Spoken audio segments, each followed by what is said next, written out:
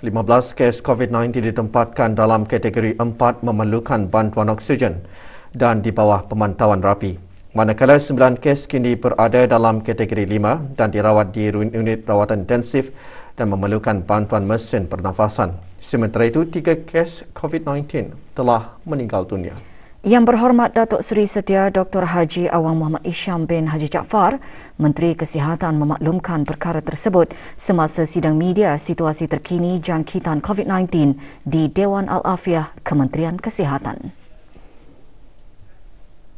Sebanyak 2,914 kes baru telah dilaporkan yang membawa kepada jumlah keseluruhan sebanyak 106,936 orang. Daripada jumlah kes baru ini, 2,535 adalah hasil ujian ART yang telah dimaknaikkan ke aplikasi BroHealth. Manakala 379 adalah dari hasil 3,502 ujian makmal RT-PCR. Sementara itu, 4,683 kes telah disahkan sembuh yang membawa jumlah kes yang sembuh di negara Brunei Darussalam kepada 68,764 kes. Manakala jumlah kes aktif ialah sebanyak 38,014 kes. Pada masa ini, kadar pengisian katil di pusat-pusat pengasingan di seluruh negara atau bed occupancy rate ialah sebanyak 8.6%. Dalam pada itu, 272 kes aktif sedang menerima rawatan di pusat-pusat pengasingan dan hospital-hospital. Manakala seramai 37,742 kes positif kini sedang menjalani pengasingan di rumah. Semasa sidang media, Menteri Kesihatan turut mengungsikan pencapaian program vaksinasi kebangsaan sehingga 10 Mac 2022. Pencapaian program vaksinasi kebangsaan bagi mereka yang menerima 3 dos vaksin ialah 57.9% dari keseluruhan penduduk di negara ini, manakala kadar 1 dos dan 2 dos adalah masing-masing melebihi 94%. Bagi sekatan pergerakan yang dijalankan dari jam 12 malam hingga 4 pagi, alhamdulillah tidak ada pelanggaran arahan telah dikeluarkan dan dokumen di seluruh negara. Kementerian Kesihatan ingin mengongsikan graf terkini lengkung epidemik ataupun epidemic curve COVID-19 di negara Brunei Darussalam yang menunjukkan perkembangan jumlah kes yang dikesan setakat ini. Jumlah kes dalam gelombang ketiga telah memuncak sekitar 4 Mac 2022 dan pada masa ini jumlah kes harian telah menunjukkan penurunan.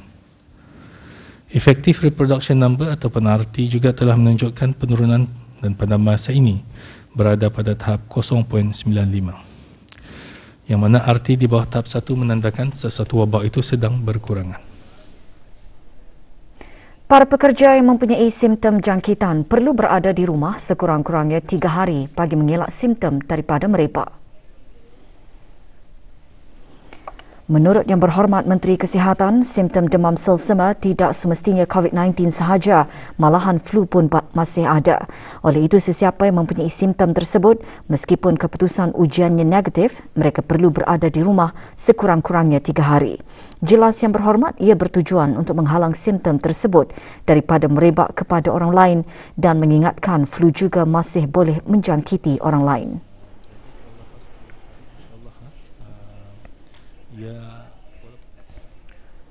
Jabatan Perdana Menteri dengan ini memaklumkan bahawa ke bawah Duli Yang Maha Mulia Paduka Seri Baginda Sultan dan Yang di-Pertuan Negara Brunei Darussalam telah memperkenankan bagi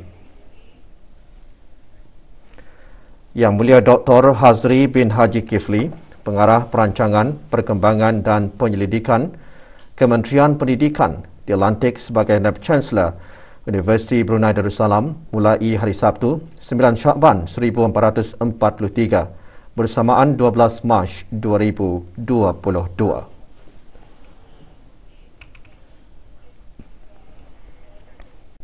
Program Bangkit Bersama membentuk kepribadian insaniah ahli-ahli Persatuan Gerakan Ibu Tunggal PGIT dan memperkukuh tadbir urus organisasi mereka agar menjadi sebuah persatuan yang mempunyai daya saing yang tinggi, mampan dan kredibel.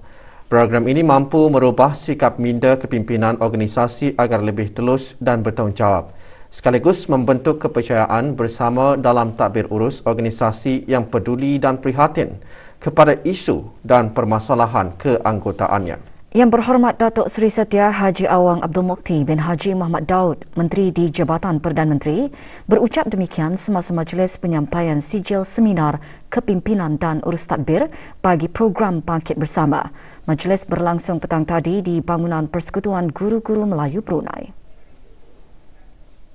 Usaha dan inisiatif dalam membentuk satu masyarakat yang mandiri dan mampu membina diri, semangat keusahawanan dan nilai-nilai kebersamaan bagi mendukung satu sama lain adalah bertepatan dengan nilai-nilai teras maqasid syariah dalam menjaga agama, nyawa, kesihatan, intelek dan keturunan. Sudah setentunya kerjasama dan sumbangan yang diberikan sedikit sebanyak akan menyumbang ke arah pengukuhan identiti PGIT selaku ibu-ibu mandiri dan berkemahiran. Majlis diisikan dengan penyampaian resolusi seminar oleh Yang di-Pertua Persatuan Gerakan Ibu Tunggal. Resolusi seminar ini telah berjaya digubal oleh peserta PGIT dengan bimbingan fasilitator Kalam Academy dan ahli kumpulan Itqan EDP MMO 32 dengan hasrat dapat memberikan hala tuju yang jelas Persatuan Ibu Tunggal berkenaan. Seramai 20 orang peserta Persatuan Gerakan Ibu Tunggal PGIT menerima sijil masing-masing.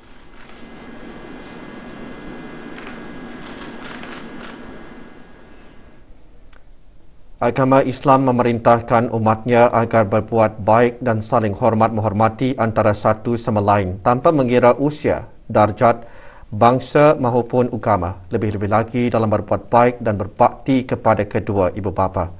Sebagai seorang anak, hendaklah meletakkan martabat dan kemuliaan ibu bapa itu pada kedudukan yang tinggi dan istimewa. Sesungguhnya kemuliaan dan ketinggian martabat ibu bapa itu bukan diangkat oleh siapa-siapa. Akan tetapi martabat ibu bapa itu diangkat dan dimuliakan oleh Allah Subhanahu wa taala. Perkara tersebut antara yang ditekankan dalam khutbah Jumaat hari ini bertajuk berbuat baik dan berbakti kepada ibu bapa. Dalam khutbah juga menggariskan dalam membina hubungan sesama manusia, ibu bapa hendaklah menjadi keutamaan dan melebihi daripada orang lain. Kedua ibu bapa merupakan wasilah ataupun jalan untuk memasuki syurga Allah Subhanahu wa taala. Adapun antara cara berbuat baik kepada kedua ibu bapa itu ialah: pertama, melayan kedua ibu bapa dengan baik, bercakap dengan lembut, tidak meninggikan suara, tidak mengeluarkan kata-kata yang kasar dan seumpamanya. Kedua, mengambil berat akan keadaan ibu bapa. Ingatlah, jangan sekali-kali kita mengabaikan dan membiarkan mereka tinggal bersendirian, apatah lagi dalam keadaan uzur. Oleh itu, seandainya ibu bapa kita hidup bersendirian, maka adalah wajar bagi kita selaku anak untuk membawa mereka tinggal bersama, dan kalaupun tidak tinggal bersama, maka kita hendaklah sering berkunjung dan memeduli hal ehwal kebajikan mereka. Janganlah kita jadikan kesibukan kita sebagai alasan untuk kita mencuaikan, mengabaikan dan melupakan mereka. Ketiga, selalu mendoakan kebaikan dan keselamatan ibu bapa di dunia dan juga di akhirat. Dan keempat, mendahulukan ibu bapa dalam banyak perkara.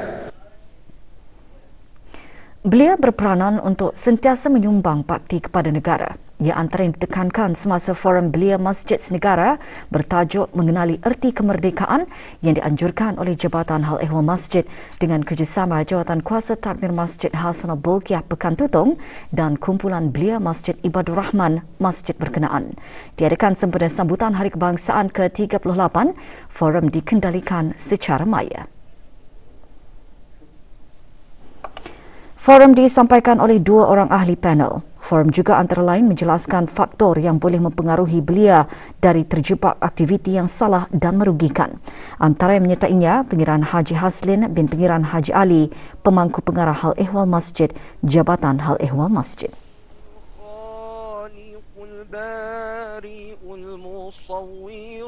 Mengembalikan nilai-nilai negara ini balik.